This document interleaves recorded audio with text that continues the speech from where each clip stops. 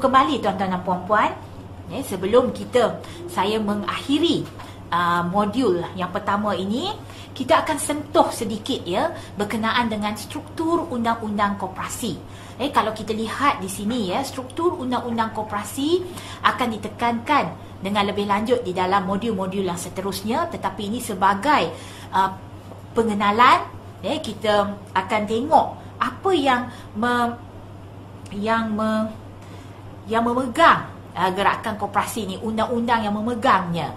Kalau kita tengok di sini, undang-undang koperasi di Malaysia adalah terdapat 5 lapisan Kalau kita lihat di sini, yang paling atas adalah Akta Koperasi 1993, yang mana ini perlu diluluskan di Parlimen. Dan dalam Akta Koperasi ini, dia adalah menceritakan secara umum apa yang perlu dibuat oleh badan koperasi ini Dan kemudiannya dalam Akta Koperasi ini, untuk memperjelaskan lagi apa yang termaktub di dalam Akta Koperasi ini, akan dijelaskan di dalam Peraturan Koperasi 2010. Yang kita pakai sekarang ni adalah Peraturan Koperasi 2010, yang mana Suruhanjaya melalui kelulusan persetujuan menteri seperti mana yang termaktub di dalam Seksyen 86, Suruhanjaya mempunyai kuasa untuk mengeluarkan peraturan-peraturan koperasi untuk diguna pakai oleh gerakan koperasi. Di dalam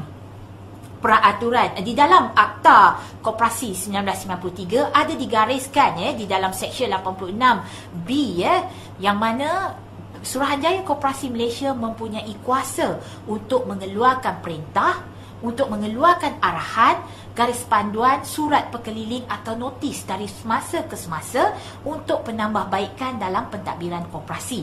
Contohnya, seperti mana yang tuan-tuan maklum, garis panduan 5, di mana dia merupakan satu garis panduan untuk mewajibkan anggota lembaga koperasi dan jawatan kuasa audit dalaman untuk menghadiri kursus. Yang mengeluarkan garis panduan ini adalah Suruhanjaya melalui kuasa yang telah diperuntukkan di dalam Seksyen 86B.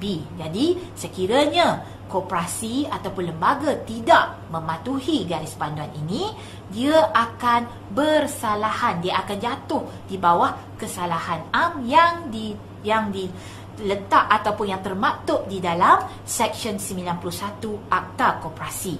Jadi untuk menceritakan dengan lebih lanjut mengenai koperasi yang dianggotai oleh kita ini, maka melalui satu peruntukan di dalam peraturan yang menghendaki supaya setiap koperasi perlu mempunyai undang-undang kecil koperasi masing-masing. Jadi undang-undang kecil ini merupakan perlembagaan kepada koperasi untuk membolehkan koperasi berjalan ataupun ditadbir mengikut undang-undangnya yang tertentu.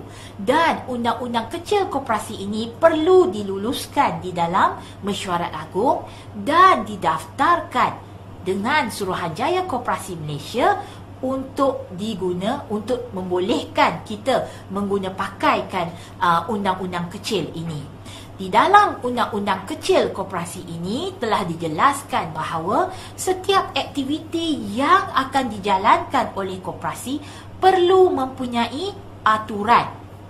Aturan iaitu prosedur ataupun cara kerja yang perlu dibuat oleh lembaga, yang mana di dalam dalam undang-undang kecil ini, di dalam undang-undang kecil 9 telah memperuntukkan bahawa aturan hendaklah dibangunkan oleh lembaga untuk memastikan setiap aktiviti yang dijalankan adalah berdasarkan kepada aturan yang telah diluluskan.